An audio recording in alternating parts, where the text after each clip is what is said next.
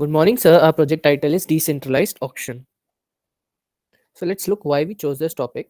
So basically, an auction is usually a process of buying, selling of goods or services by offering them up for bids, taking bids, and selling the item to the highest bidder or buying the item from the lowest bidder.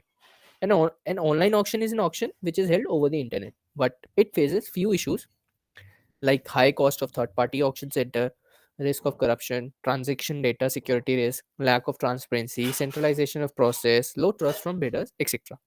So basically, our aim is to create a blockchain based decentralized auctions with smart contract technology that improves the efficiency of bid transaction and prevents bidder manipulation.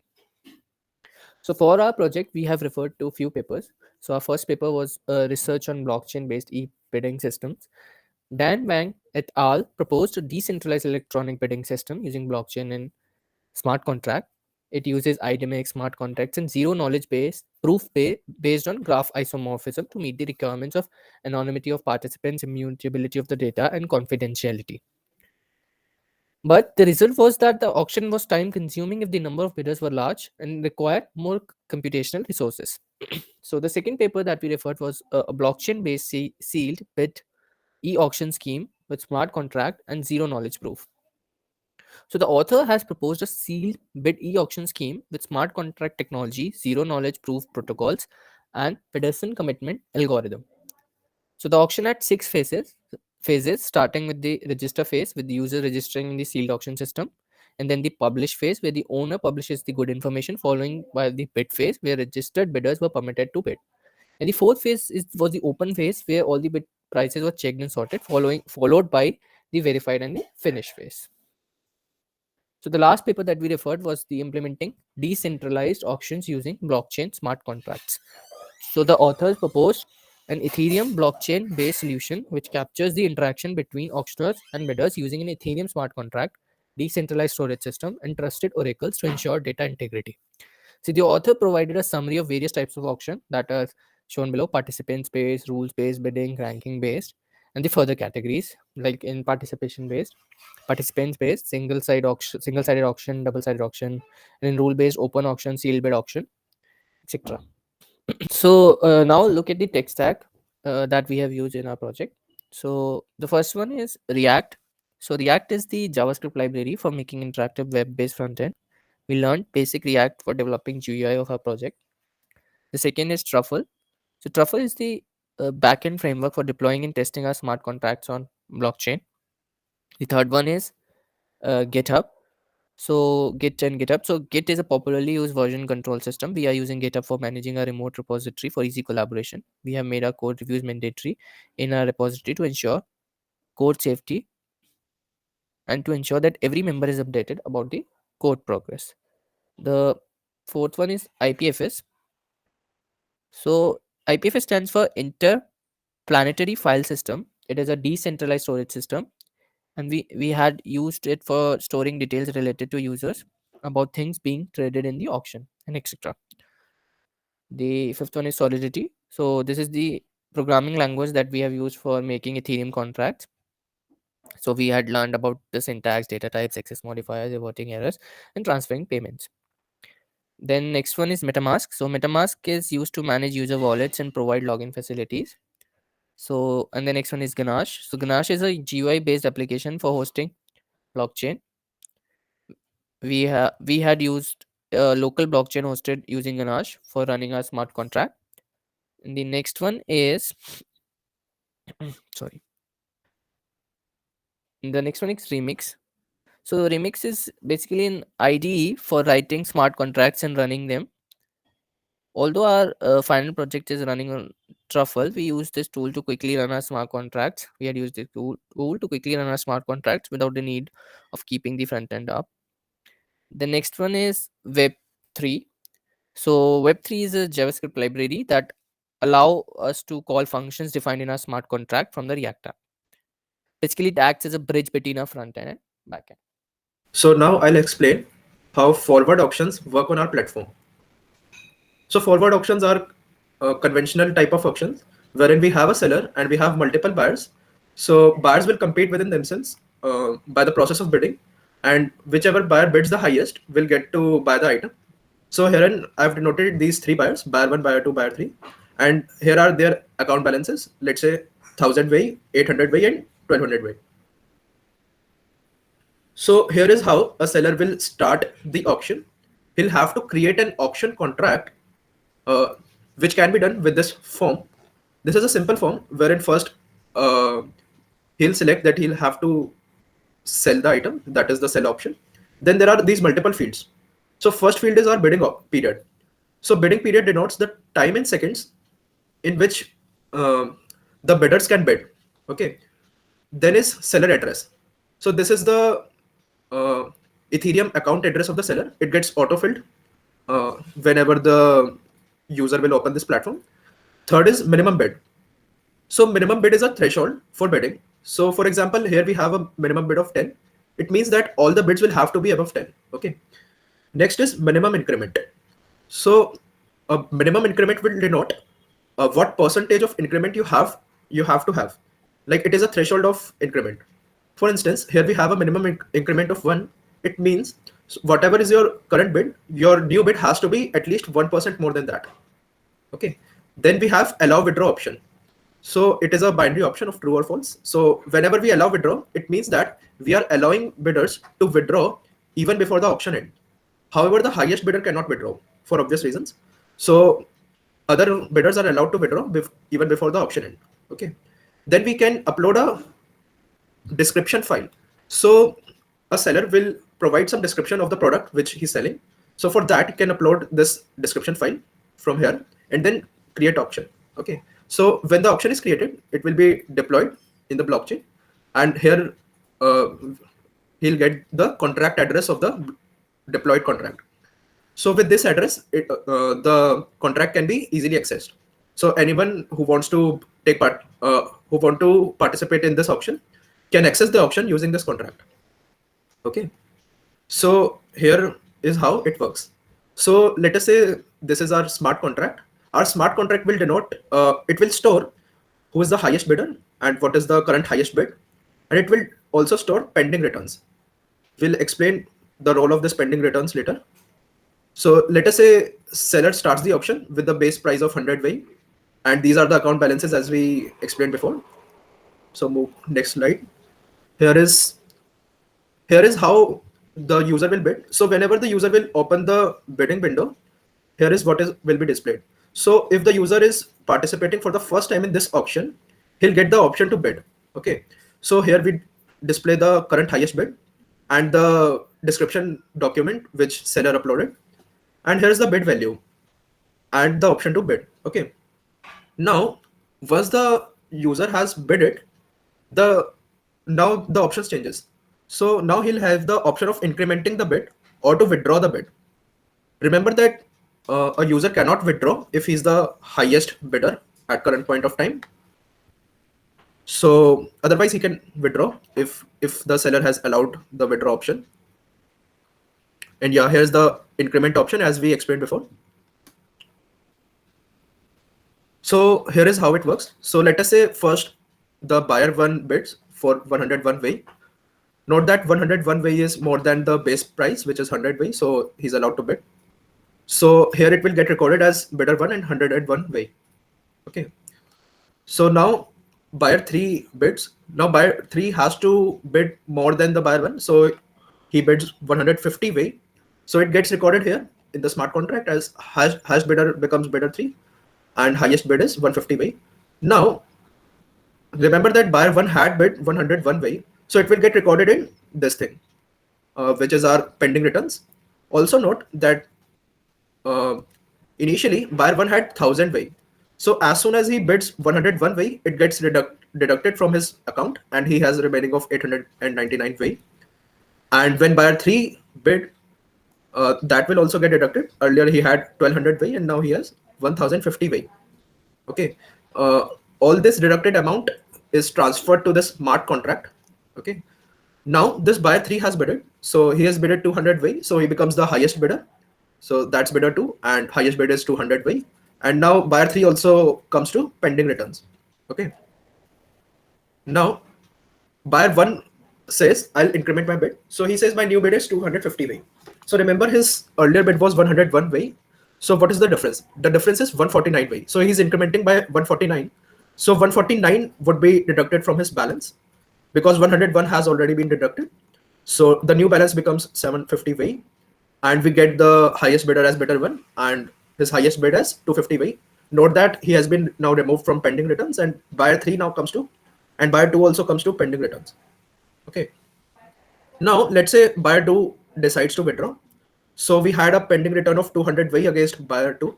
Now, if he tries to withdraw, he'll get removed from this pending returns and his money will get transferred back into his account. So he has his 200 way transferred to him and he's no more in the race.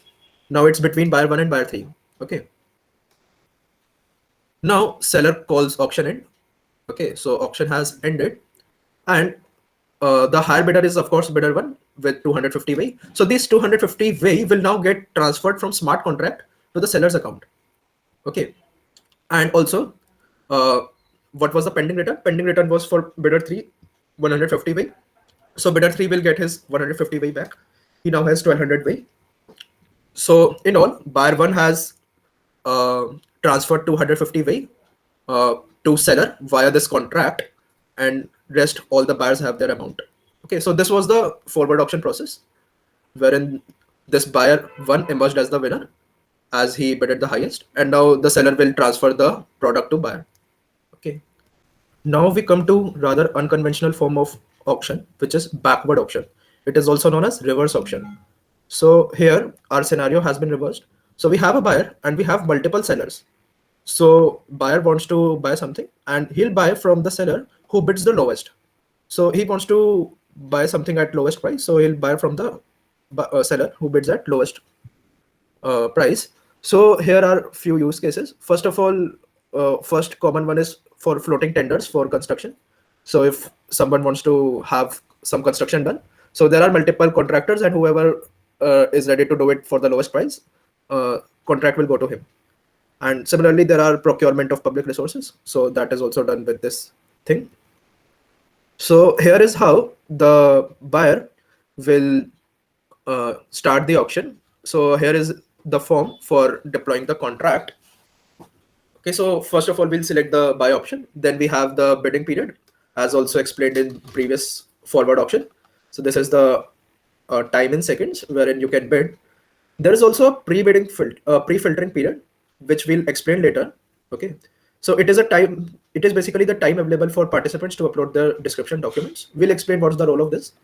There is this buyer address which will get autofilled. There is maximum bid as opposed to minimum bid earlier. We have maximum bid this time. So all the bidders have to bid below this amount. And then we have the minimum decrement as explained, as opposed to minimum increment in forward auction. We have a minimum decrement here. Again, we have a description file which can be uploaded, and then we'll have create auction. Okay. So here is how it will look at backend. So we have a buyer with account balance 600 way and these three sellers. We have a record of lowest bidder and the lowest bid, and we have an account balance. So let us say he starts the auction with base price of 400 way. So he's ready to pay 400 way. Okay. So these 400 way will get transferred to this contract. So our contract balance will be 400 way. Okay. Note that earlier he had 1000 way. Now 400 way has been deducted. So the new account balance is 600 way. Okay. So now seller one bids for 350 way. Note that this amount has to be lower than 400 way. So this is a valid amount. So he bids for 350 way and it gets recorded here. So the lowest bidder is seller one with 350 way. Okay. Now seller 3 bids for 300 way. So that gets replaced here. Seller 2 bids for 200 way. That gets replaced here. And now auction is ended. Okay. So the lowest bidder before the auction end was this seller 2, which has been recorded here. So here is something interesting. So we had 400 way in the contract. Okay. Now the buyer has to pay 200 way to seller 2. Okay. So what's the remaining amount? So remaining amount is 200 way. So 200 way will get refunded to the buyer, and the 200 way will get transferred to seller. Okay. So buyer had 600 way, Now he gets 200 way back, he'll have 800 way. Okay. And seller 2 now has 200 way. So that's the thing. Buyer has at the end transferred 200 way to seller 2 via this contract. Okay. Now here comes the pre-bid filtering thing. So what happens is in processes like these, uh, it is generally required for participants to submit their plan of work or product descriptions. Okay, so let us say you want a construction done and you are floating tenders for that. So you'll probably have construction plans or plan of work from all the contractors. Then you'll filter the contractors based on their plans. Okay, so you'll now have a list of approved contractors. Okay, now only those contractors will participate in the auction. That is what we have shown in this flow chart. So buyer will create a contract, seller will upload their description documents, they will get filtered based on their documents, and then they'll compete in this bidding process, and then we'll have the lowest bidder. Okay, so contract creation is what we explained earlier.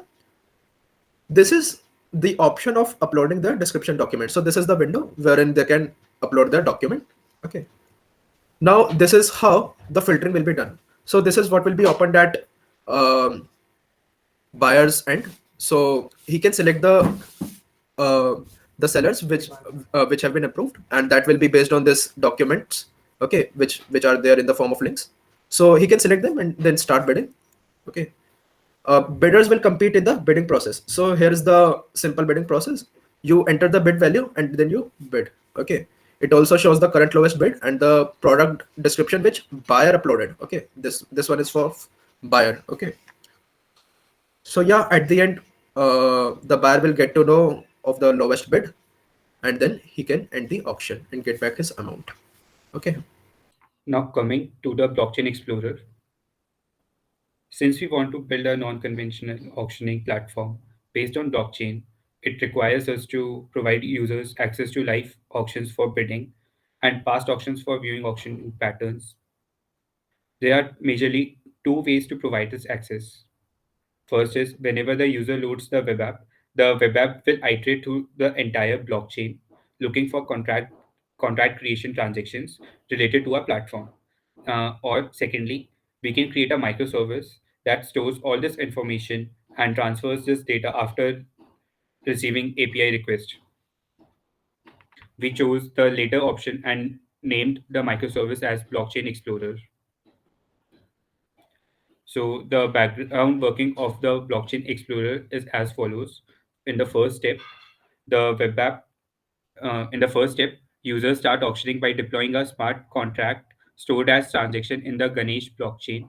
In the next step, in the next step, a Python crawler was developed to communicate with the Ganesh blockchain using the Web3 and look for the new blocks.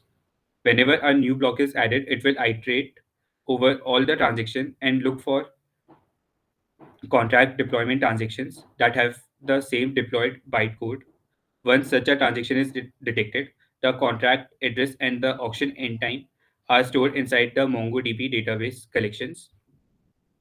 After this, a Flask server was developed to collect appropriate documents from the MongoDB collections and sends them back as a JSON response. So whenever the web app requests information for live auctions or past auctions, the Flask server fetches appropriate data from MongoDB and sends it back as a response to the React web app.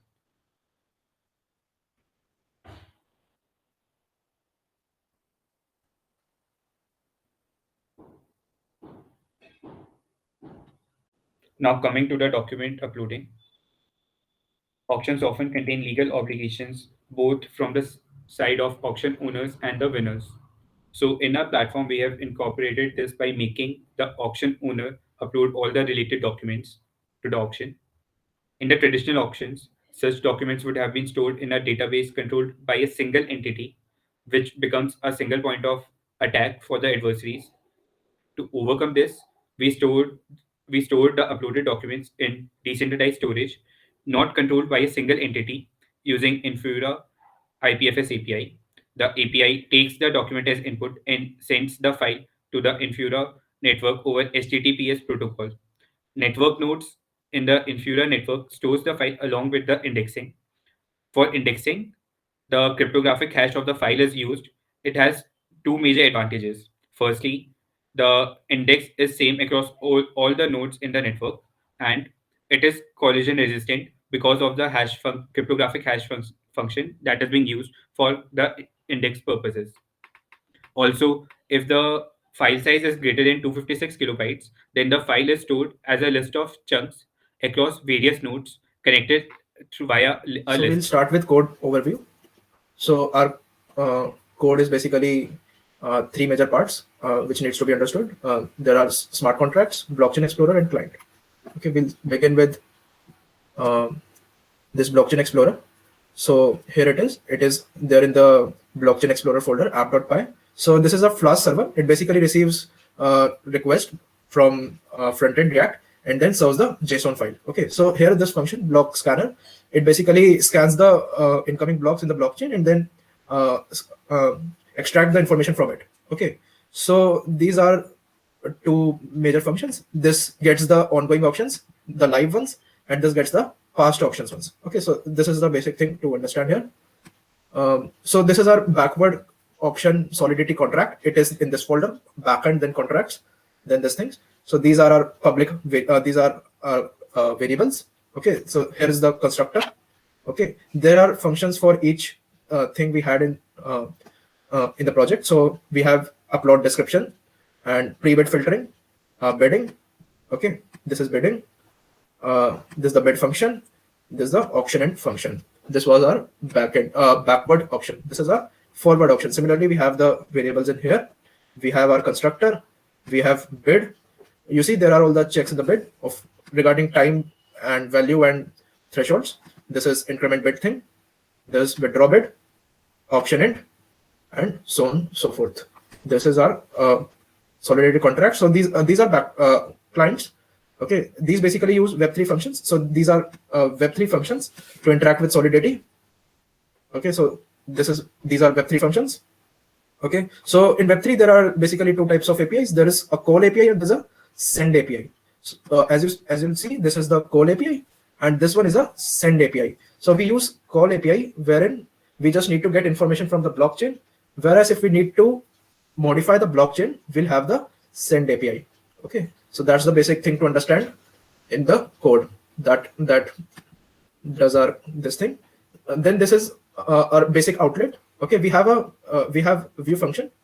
Okay, so sorry, view auction. View auction has two different types, forward and backward. Okay, these are React components. These interact with clients, which we just show, and these are Web3 APIs, which transfer this information from the deployed contract. Deployed contract is of course the Solidity one, and you see using Web3 we interact here with the client.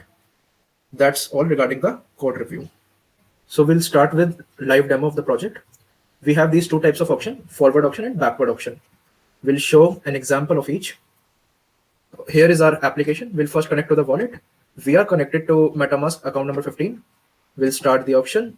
We'll first start with backward auction. Okay, so let's keep our bidding period to be 100 and our pre-bidding pre-filtering period to be 60. Our maximum bid to be 100 and our minimum decrement to be 4. I'll select a file which is a product description file. This has been selected and we'll create the auction. This auction is created. Okay, so let's begin with next process, which is user document upload. So we'll switch the user. Now we are as a seller. We are as a seller. Earlier we were as a buyer. Okay, so we'll upload the document. This is for user 1, document uploaded. We'll do it for 2 more users. This one was account 16. Here is account 17. We'll select this, user 2, uploaded. We'll also do with account 18. This is account 18, our third user for the auction. User 3 text and uploaded. So all 3 users have participated in pre-filtering phase. So let's go back to our buyer angle. So this is our account 15, which is buyer. So he can basically select between these users on basis of their user description. Okay, so for instance, this is for participant 1. So let's say he selects only first 2 users and does not select third one. Okay, so now bidding process has started. we'll see the bidding. Okay, let's see what happens to the third user which is not selected. Okay, so account 18 was not selected. So let's say he opens it and he bids for value 80. What happens? It says seller is not allowed to participate. This is because he was filtered out. Okay, so let's try with the ones which are allowed to participate, account 16 and 17. So this is account 16, it's allowed to participate. So let's access it. So current, so it is at 100, that's the base. Let's try bid at 99. It does not allow. What does it say? It says it does not satisfy the minimum decrement threshold. Remember, we placed a threshold of at least 4 decrement. Okay, so decrement has to be at least 4. So let's try bidding value 90. That's possible, and that's the lowest bid. Okay, so this was with account 16. We'll now try to switch users. Now we are at account 17. He's also allowed. So current bid is 90. Let's say he tries 80. That's also possible. You see, current lowest bid is now 80. If it tries to lower it more, if it tries 70, that's also possible. So current lowest bid is now 70. Each user is also able to access this document, which was uploaded. Okay, this was uploaded by owner. Okay, so that's the thing currently as it stands. So that's our backward auction. We'll also try forward auction. Okay, let the backward auction finish. We'll till then try forward auction. So let's keep our bidding period at 230. Okay, our minimum bid at 100, minimum increment at 2. We'll allow withdrawing. Okay, and we'll select a file for product description. This is forward auction file, and we create the auction. Okay, this auction is created. Okay, now you'll see there's a tile for this forward auction. There are 2 methods to access the auction. One is via this tile. There is also another option via direct the address. So we click on load auction. We'll select forward. We'll enter the address, and here we are in the forward auction. It does not have any button to bid. This is because we are accessing it as a owner. You see, the one who created the auction. That is why he cannot bid. Okay, if we try to switch users, will be able to bid. Okay, so the owner is account 17. Okay, so account 17 cannot bid. We'll switch to account 15. Let's see, account 15 can bid. Okay, current bid is 0 because no one has bidded. Okay, let's try to bid 80. What happens? It doesn't allow because it is below the minimum bid. Minimum bid was 100. Okay, we'll try 104. That's allowed. Okay, now our current highest bid is 104 and previous bid is also 104. This means that our current user is in fact the highest bidder. Okay, so let's try to increment it. Now the bid option is gone. Now we have an option to increment bid, either increment bid or withdraw your bid. Okay, let's try incrementing. Let's try incrementing by 1.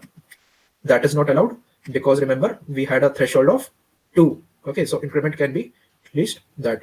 So this is not allowed. We try incrementing by 10. That's possible. So we have a current highest bid of 114. Now let's try withdraw. Again, withdraw is not possible because this was the highest bidder and highest bidder cannot withdraw for obvious reasons. Okay, so we'll try with another account.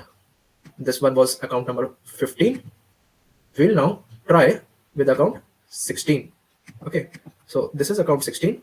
Current highest bid is 114. This has not participated yet. So let's have his opening bid as 120. That's done.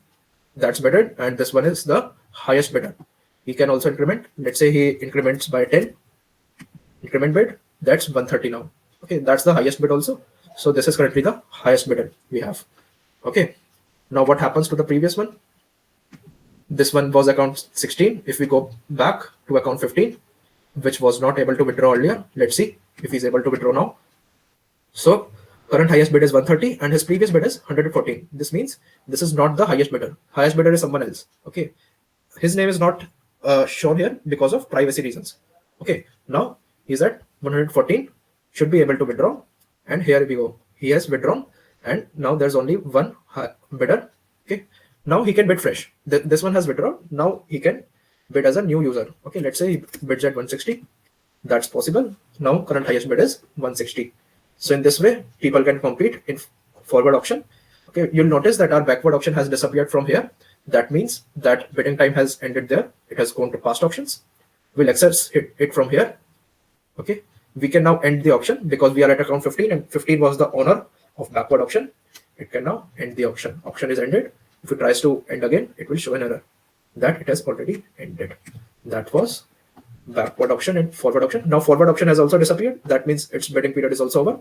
We go to forward auction and it shows bidding period has ended. If we switch to its